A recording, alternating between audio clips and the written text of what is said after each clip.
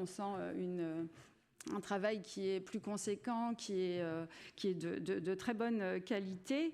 C'est un bel outil d'aide à la décision pour les élus. C'est un outil aussi d'analyse, mais donc vont suivre quelques regrets justement par rapport à ça. Je trouve que c'est des indicateurs importants, intéressants, qui devraient être vraiment des aides à la décision et donc qui devraient nous permettre de mieux comprendre les actions engagées et surtout la vision politique qui est la vôtre en termes d'égalité entre les femmes et les hommes. Je trouve qu'on manque de points d'étape, on manque surtout d'évaluation à ces différents temps de votre plan d'action. C'est aussi des indicateurs qui ne reprennent pas l'ensemble des commissions. Je trouve dommage, très dommage même qu'on ait des chiffres, on ait des indicateurs sur certaines commissions et pas sur d'autres. Par exemple, on n'en a pas sur l'enseignement, sur les collégiens, alors que ça pourrait être très intéressant. Je trouve aussi que ces indicateurs pourraient être analysés plus finement. Je prends l'exemple des notifications. L'observation comparée entre les enfants et les adultes. Moi, c'est des chiffres que je trouve assez percutants, assez questionnants. Ça veut dire qu'on a peu de notifications pour les jeunes filles, alors qu'ensuite, quand il s'agit d'être à l'âge adulte, on a bien une proportion assez égale. Ça entraîne forcément un certain nombre de questionnements sur le choix de notification.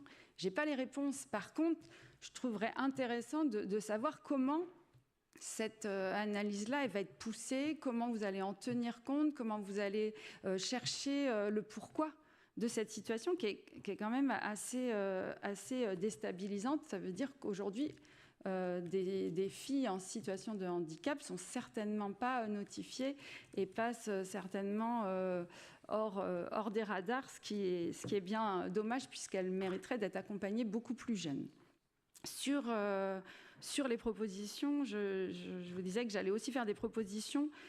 Je trouve que dans de nombreuses communes, vous avez évoqué l'obligation, c'est pour plus de 20 000 habitants, l'obligation de faire un rapport égalité. Donc, c'est aussi des moyens qui sont mis en œuvre dans les communes et c'est parfois compliqué d'avoir un poste dédié à l'égalité. Il y a très peu de communes qui peuvent faire ce travail-là.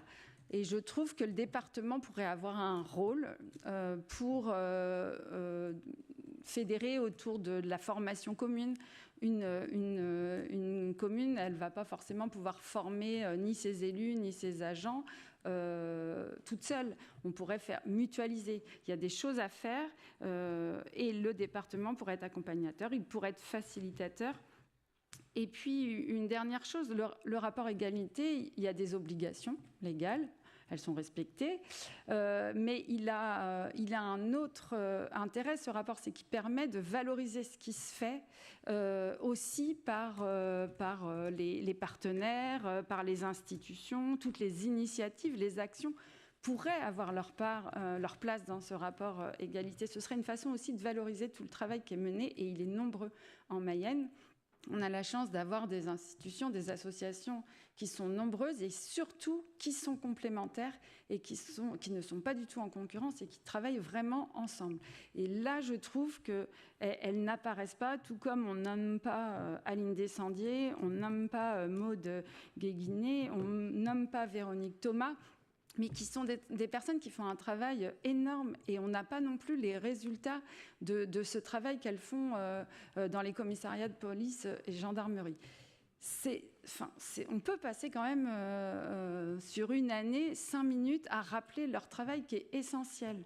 Et puis juste quand même revenir sur tes propos au départ, Nicole, dire que tout va bien, les chiffres le montrent bien, que tout ne va pas bien dans ce qui a été dit.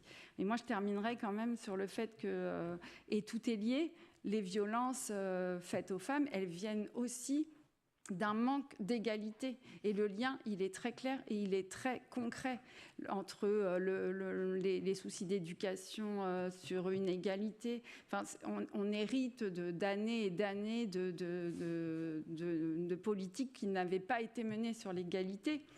Le travail, il est conséquent. Il est pas propre à la Mayenne, il est partout en France. La France, aujourd'hui, elle n'est pas exemplaire en termes d'égalité.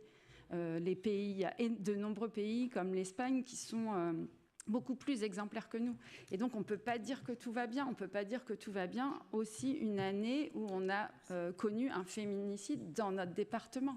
C'est 138 féminicides en 2025. C'est forcément impossible de se dire que tout va bien, et encore moins de dire que tout va bien à une période où on voit bien sur les réseaux sociaux qu'on est en train de reperdre tout ce qui avait été gagné par un certain nombre le mouvement MeToo qui avait fonctionné, qui avait permis à une vague de féminisme forte de fonctionner, avec des alliés, avec un maximum d'hommes aujourd'hui qui sont les alliés des femmes sur ce sujet-là. Et on voit bien qu'en face, sur les réseaux sociaux, s'organise vraiment une montée du masculinisme. Donc on ne peut pas dire que tout va bien, ça c'est pas possible.